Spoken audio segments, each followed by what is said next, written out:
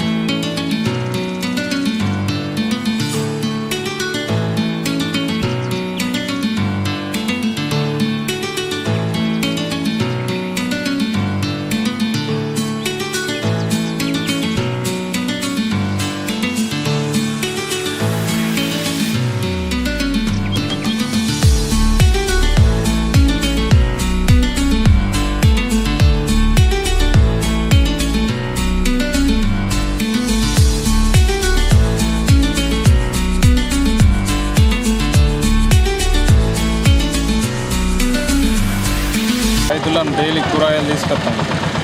ఇక్కడ 15-20 రోజుల నుంచి ఇక్కడ చెత్త చెదారం అంతా పడేస్తుంది.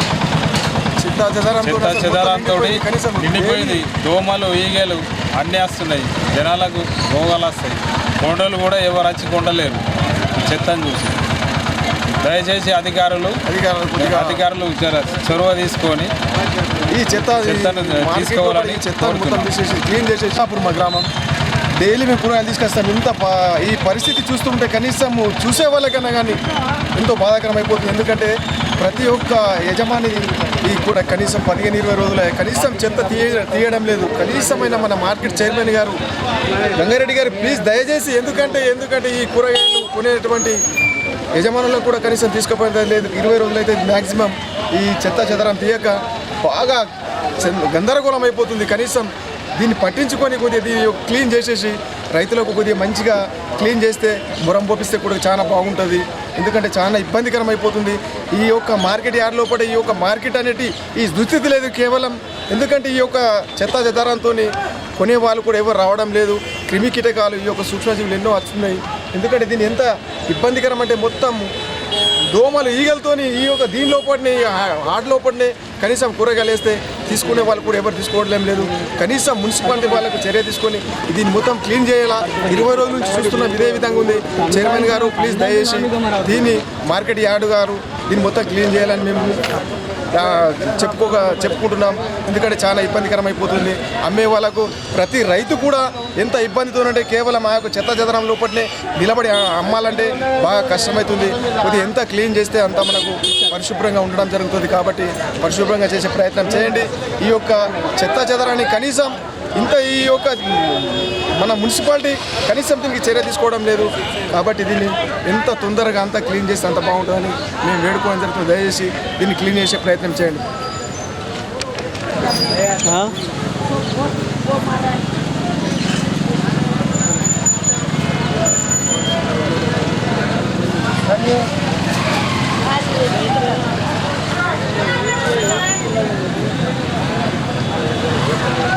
నిజామాబాద్ కూరగాయల మార్కెట్ సత్యానందగంజ్లో గత వారం రోజులుగా చెత్త ఎత్తడం లేదు.